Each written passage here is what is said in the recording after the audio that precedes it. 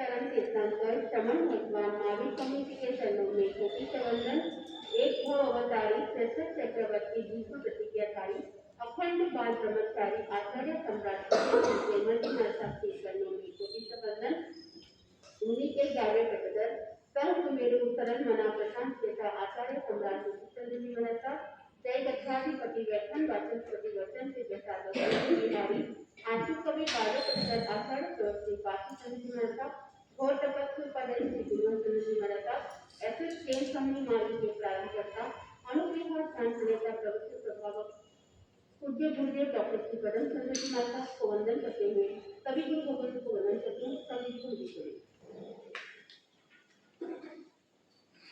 सत्संगत से सुख मिलता है, सत्संगत से सुख मिलता है, जीवन का कण खिलता है, जीवन का कण खिलता है, सत्संगत से सुख मिलता है, सत्संगत से मिलता है, सत्संगत से भगवान मिले, सत्संगत से भगवान मिले, सत्संगत से अज्ञान टले, सत्संगत से अज्ञान टले, दीपक से दीपक जलता है, दीपक से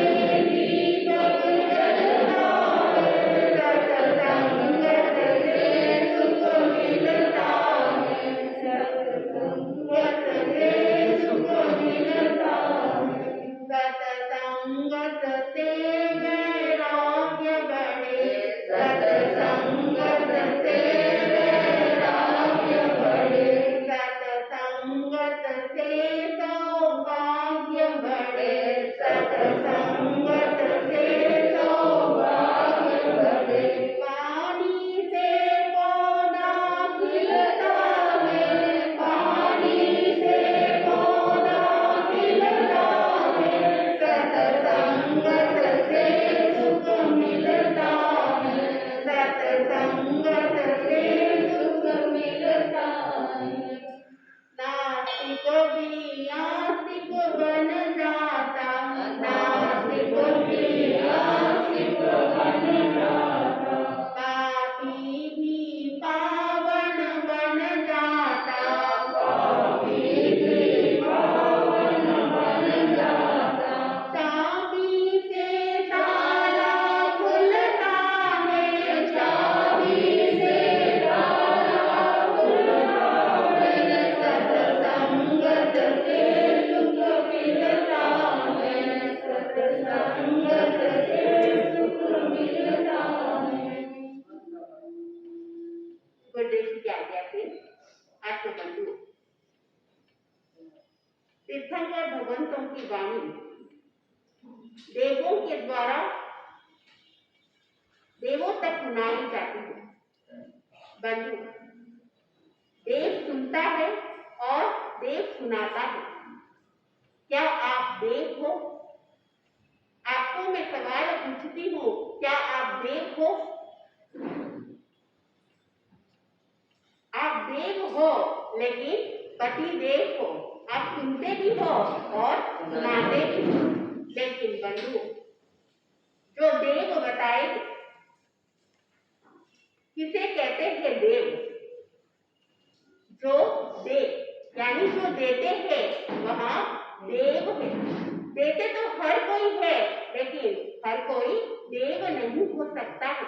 बंधु, जहाँ अच्छी चीजें देता है वहाँ देव है, लेकिन हर कोई अच्छी चीजें देने वाला देव नहीं हो सकता। जो आत्म कल्याणकारी वस्तु देते हैं वह देव है। जगत कल्याण के लिए जो वस्तु दिया जाता है वह देव है। ऐसे देव रियल होते हैं जो बहुत बड़े उपकारी होते हैं। बंधुओं, उन्होंने सम्यक ज्ञान दिया है, मोक्ष मार्ग का पथ दर्शाया है, वह मोक्ष के दाता है, वह देव है। और एक देव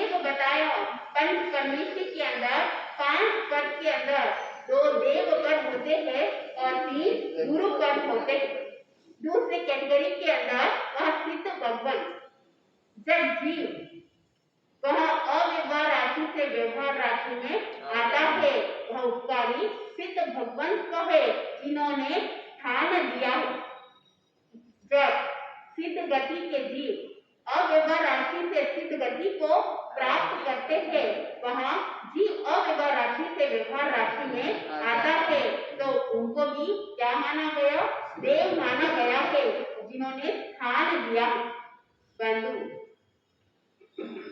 भगवती सूत्र के 12वें शतक के 90 उद्देश्य के अंदर 5 प्रकार के देव बताए। भव्य द्रव्य देव, भव्य द्रव्य देव यानी जो मनुष्य और तिर्यंश की गति को भव्य द्रव्य देव कहते हैं। बंधुओं, यहाँ उत्तर यानी उत्कृष्ट करनी करके वहां देव बनेंगे।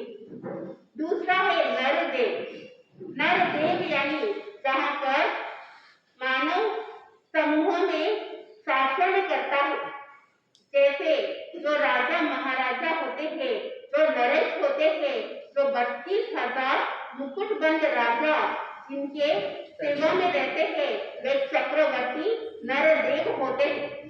तीसरे धर्मदेव, धर्मदेव के अंदर जो पंच महाव्रतधारी मुनिराज होते थे, जहाँ पर 5 समिति 3 मुक्ति का पालन करते हैं, नववर्ष सहित ब्रह्मचर्य का पालन करते हैं, जो 27 गुण के धारक होते हैं, वहाँ धर्मदेव। देवादिदेव, जो स्वयं तिरने वाले और दूसरों को टालने वाले। बंधु, देवादिदेव श्रावक श्राविका साधु साध्वी 4 तीर्थ की स्थापना करने वाले। वहाँ देवादिदेव जो 4 गति को नष्ट करके केवल ज्ञान केवल दर्शन को प्राप्त करने वाले जो अरहंत तीर्थंकर भगवान होते हैं, वो देवादिदेव है। और 5वां बताया भाव देव, वहाँ देव गति के अंदर वहाँ देव के पर्याय में होते हैं, वहाँ भाव देव है। बंधुओं, जो श्रावक बताए, वहाँ श्रावक भव्य द्रव्य देव के कैटेगरी में आते थे। अगर वहाँ आराधक होंगे या फिर विराधक होंगे, तो भी वहाँ पर भव्य द्रव्य देव की कैटेगरी में आएंगे। जो आराधक होगा वहाँ पर पहले से लेकर 12वें वैमानिक देव तक वहाँ जाएंगे, और जो विराधक होगा तो वहाँ पे नीच गति, भवन गति, वानावेंद्र या फिर ज्योतिष में जाएंगे। बंधु, बड़ी साधु वंदना के अंदर ऐसे महापुरुषों का वर्णन आता है जो धर्म देव से देवादिदेव बन गए हैं। आपको भी ऐसी करनी है, धर्म देव से देवादिदेव बनना है। उत्तरायण सूत्र के 18वें अध्ययन के अंदर राजा संयति का वर्णन आता है। जो राजा संयति वहां पर हिरण को मारने के लिए जाता है, लेकिन आचार्य गर्दवाली उनका सहयोग मिल जाता है, और उन्हीं के सहयोग से वह उनको उपदेश प्राप्त होता है, और उस उपदेश से वह संयम अंगीकार कर लेते हैं, और संयम अंगीकार करने के बाद वहां पर जीवन में आगे बढ़ते हैं, एकल विहारी बनते हैं। वहाँ प्रतिमाधारी यथार्थ को प्राप्त करने के बाद वहाँ निर्विघ्न संयम की पालना करते हैं, और वहाँ पे क्षत्रिय राजऋषि का संपर्क मिलता है और उन प्रश्नों का जवाब देते हैं। बंधु, जीवन के अंदर कब परिवर्तन आ जाए पता नहीं चलता है। जब परिवर्तन आ जाता है तब दृष्टि भी बदल जाती है, और एक कहावत है, जैसी सृष्टि वैसी दृष्टि। बंधुओं, आपकी सृष्टि कैसी होगी वैसे आपको दुनिया नजर आएगी। अगर हम सोचे कि हम अच्छे हैं तो आपको दुनिया भी अच्छी नजर आएगी, और कोई अपने आप को बुरा समझता है तो दूसरों के कितने भी गुण होंगे, लेकिन वहां पर उसको अवगुण ही नजर आएंगे, क्योंकि जैसी उसकी दृष्टि होगी वैसे ही दुनिया को वो देखेगा। बंधु, एक बार अकबर ने बीरबल को पूछा कि ये सृष्टि कैसी है। बीरबल ने जवाब नहीं दिया। बीरबल ने कहा, एक जब वक्त आएगा उस समय आपको इस सवाल का जवाब मिल जाएगा। एक बार अकबर और बीरबल दोनों भ्रमण के लिए जाते थे और वहां से एक बुढ़िया गुजर रही थी। उस समय अकबर को बीरबल ने कहा कि तुम एक पेड़ के पीछे जाकर छुप जाओ और जो बुढ़िया जा रही है उसको देखकर आपके मन में क्या विचार आता है। उस समय अकबर ने कहा कि वहाँ जो बुढ़िया है बहुत ही हट्टी कट्टी है और उसका मांस तो बहुत मजबूत होगा। वहाँ पर उसका मांस को सेल करेंगे तो बहुत अच्छा फायदा हो सकता है। वहाँ बीरबल उस बुढ़िया के पास जाता है और बीरबल ने उस बुढ़िया को कहा कि हमारे इस नगर के जो बादशाह है अकबर वहाँ मर गया। तो वहाँ बुढ़िया कहती है, बहुत अच्छा हुआ मर गया, तो वैसे भी कोई काम का नहीं है, किसी प्रकार की कोई व्यवस्था देता नहीं है, नाम का राजा है। वहाँ बुढ़िया आगे चली जाती है और वहाँ बीरबल अकबर को कहता है कि तुम अब पेट से बाहर आ जाओ। वहाँ अकबर बाहर आता है और थोड़े दूर और चलते हैं और वहाँ एक और बुढ़िया निकलती है जिसके हाथों में बहुत सारे लकड़ी का भार होता है और वहाँ बीरबल ने अकबर को कह दिया कि तुम पेड़ के पीछे जाकर छुप जाओ। और वहाँ पर अकबर को कहा, इस बुढ़िया को देखकर तुम्हारे मन में क्या विचार आता है।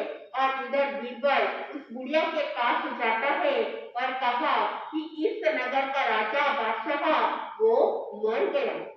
वहाँ बुढ़िया उस बात को सुनकर दुखी हो जाती है और सोचा, इतने अच्छे राजा जो सबकी व्यवस्था करता है, जो प्रजा का ध्यान रखता है, दुखियों का दूर करने वाला और इतना अच्छा राजा की मृत्यु हो गई, अब आगे व्यवस्था कैसे होगी।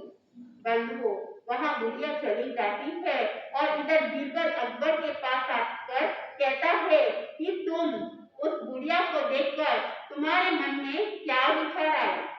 उस समय वहाँ अकबर कहता है कि वहाँ लकड़ी को भार को ढोलने वाली हमारे इस नगर के अंदर ऐसी ऐसी वृद्ध महिला है जो इतनी उम्र के अंदर खुद का काम खुद कर लेती है। वहाँ पर स्वयं की व्यवस्था स्वयं करती है, लेकिन इस तरह जो दुखी जीव है, मुझे क्या करना है, इस राज्य के अंदर ऐसी कोई व्यवस्था करनी जिसके कारण से किसी को भी दुख नहीं हो। वहाँ बीरबल अकबर को कहता है, क्या तुम्हें बात समझ आई। उस समय अकबर ने कहा कि मुझे तो समझ में नहीं आई। तो वहाँ बीरबल ने कहा, एक बार आपने मुझे सवाल पूछा था कि सृष्टि कैसी है। उस समय अकबर ने बीरबल को कहा, मुझे समझ में आ गई। बंधुओं, जैसी दृष्टि हमारी होगी वैसे ही हमको दृष्टि नजर आएगी। इसलिए ज्ञानी जन कहते हैं कि आप अपनी दृष्टि को अच्छी रखो, यानी देखने का नजरिया अच्छा होना चाहिए। दृष्टि को अच्छा रखना इसका मतलब ये नहीं कि केवल आंखों को अच्छा रखना है, वहाँ पर सोच भी अच्छी होनी चाहिए। हर एक व्यक्ति के जीवन में दोनों होते हैं, गुण और अवगुण, लेकिन स्वयं की दृष्टि अगर पॉजिटिव होगी तो दूसरों के भी वहां पर अच्छा ही नजर आएगा। लेकिन अगर खुद के भीतर ही अवगुण होंगे, दोष होंगे, तो इस संसार के समस्त संसार के अंदर उसको कमियां ही निकलेगी। वो कमियां निकालेगा, बुराई को ही ढूंढेगा, अवगुण को ही ढूंढेगा और वहाँ केवल दोष ही दोष नजर आएंगे। बंधुओं, वहाँ राजा संयंती पहले वहाँ दोषी था और जब उसने अपने दृष्टि को बदल दी तो वहाँ उसका जीवन ही बदल गया। कांपल्यपुर के नगर का राजा संयंती, जैसा नाम वैसा गुण। हर एक व्यक्ति के मन में भावना होती है कि मेरे पुत्र का नाम कैसा होना चाहिए, जिसको सुनकर सबको अच्छा लगे। लेकिन वो उसके अंदर वैसे गुण है या नहीं है वो तो नहीं पता। बंधुओं, किसी व्यक्ति का नाम होता है नयन सुख, लेकिन वहाँ दृष्टि विहीन होता है, वहाँ सूरदास होता है। किसी किसी का नाम होता है अमरचंद, वहाँ पे कम उम्र में ही काल करके चला जाता है और वहाँ शमशान में जाने के बाद किसी ने पूछ लिया इसका क्या नाम है, तो वहाँ कहेगा अमरचंद। अमरचंद यानी जो हमेशा के लिए अमर रहने वाला। बंधुओं, किसी का नाम होगा लक्ष्मी, लेकिन वहाँ पर जो बहुरानी सुबह दोपहर और शाम को सड़क के अंदर वहाँ गोबर को चुनती है, नाम जैसा है गुण तो वैसे नहीं होता। बंधुओं, किसी का नाम सरस्वती होता है, लेकिन वहाँ पर अवगुण से भरी हुई रहती है, अनपढ़ होती है, वहाँ मूर्ख होती है, लेकिन नाम क्या होता है? सरस्वती। बंधुओं, किसी का नाम कलावती है, उसके अंदर किसी प्रकार की कोई कला नहीं रहती है, लेकिन एक कला जरूर रहती है, वहाँ पे कलह करना, लड़ाई करवाना। तो जैसा नाम वैसा गुण आपको कम देखने को मिलेगा। नाम तो संयति था, लेकिन कार्य उसका असंयति। बंधुओं, कांपुल्यपुर नगर के अंदर एक राजा, उस राजा का नाम संयति, लेकिन उसका काम असंयति था। बंधुओं, राजा महाराजा होते हैं जिनके पास धन विपुल मात्रा में होता है, लेकिन वहाँ पर सत्ता के कारण से वहाँ उस अच्छे व्यक्ति का लोभ जागृत हो जाता है। उसी सत्ता के कारण से वहाँ युद्ध करते हैं। बंधुओं, उसी सत्ता के कारण से जो प्रजा की रक्षा करनी चाहिए, लेकिन उनके प्रति अत्याचार करने लग जाते हैं। वहाँ पर हवेली में जो बहन या माता के रूप में होते हैं, उनके प्रति गलत नजर होता है। बंधुओं, उसी सत्ता के कारण से जो कार्य जिससे वहाँ पर धन आने वाला होता है, वहाँ पर सही व्यवस्था नहीं करते हुए वहाँ लूटते हैं और उसी धन को वहाँ काम भोग के अंदर उपयोग में लेते हैं। बंधुओं, वहाँ दुराचारी होते हैं, वहाँ पर व्यसन जीवन में आ जाता है, शिकार करते हैं। ऐसे जो राजा के जीवन में होता है, वहाँ सारा राजा संयति के जीवन में भी था। लेकिन बंधुओं, एक गुण अवश्य होगा, जिस समय उनको साधु संतों का सहयोग मिल जाता है, उस समय उनका जीवन परिवर्तन होने में समय नहीं लगता है। बंधुओं, नागौर के राजा बखत सिंह, वहाँ पर दुर्व्यसनी, वहाँ पापी था। युवा अवस्था के अंदर ही अपने पिताजी की मृत्यु उसने स्वयं ने अपने हाथों से कर दी। वहाँ तलवार से एक झटके में गला काट दिया। जिस समय नागौर के अंदर आचार्य सम्राट पूज्य श्री जयमल जी महाराज साहब का पदार्पण होता है और वहाँ पर प्रवचन की शंका चलती रहती है, उस समय भगत सिंह जी उसी रास्ते से गुजरते हैं और उन्होंने देखा कि कोई प्रभावी संत आए हुए हैं। लोगों को पूछा, तब बताया कि यहाँ पर आचार्य श्री जयमल जी महाराज साहेब है और वहाँ पर बहुत अच्छा प्रवचन दे रहे हैं। बंधु भगत सिंह, उनको याद आ गया, वह स्मृति पटल के अंदर दिल्ली के अंदर भी उन्होंने वो प्रवचन सुना था और वो कानों में गूंज रहे थे। तो वहाँ प्रवचन की श्रृंखला को सुनने के लिए वह अंदर जाते थे। जैसे ही लोगों को पता चला कि वो आए हैं, उनके लिए जगह बना दी। बंधुओं, वह आचार्य श्री बता रहे थे कि राजा कौन होता है, एक सच्चा राजा का कर्तव्य क्या होता है और वह राजा क्यों कहलाता है। वह राजा वही होगा जो प्रजा की रक्षा करता, जो सद कार्य में आगे बढ़ता है, जो निर्व्यसनी होता है। उस प्रवचन को सुनकर भगत सिंह जी के मन में वह विचार आया कि मेरे पास एक जो भी दुर्व्यसन है, जो गलत आदतें हैं, उसको क्या करना है, उसको छोड़ना है। बंधु, वहाँ राजा तो था और राजा के साथ में प्रजा भी होगी और बहुत लोग आ गए थे। ये सुनकर कि राजा प्रवचन में आए हुए हैं, उन्हीं लोगों के बीच में वहाँ राजा भगत सिंह जी सबके सामने खड़े होकर आचार्य सम्राट श्री जयमल महाराज के समक्ष वहाँ सब कुछ त्याग कर देते हैं और नियम अंगीकार कर लेते कि मैं कभी व्यसन को हाथ नहीं लगाऊंगा, गलत मार्ग में नहीं बढ़ूंगा और वहाँ सत्य मार्ग की ओर आगे बढ़ने के लिए तत्पर बन जाते हैं। बंधुओं, राजा सयति एक बार मन में विचार आया कि वहाँ पर हिरण को मारने के लिए जाना है और वहाँ पर एक समूह बना दिया। सभी सैनिकों को कह दिया कि आज हमको केसर उद्यान में जाना, वहाँ पर बहुत सारे हिरण होते हैं।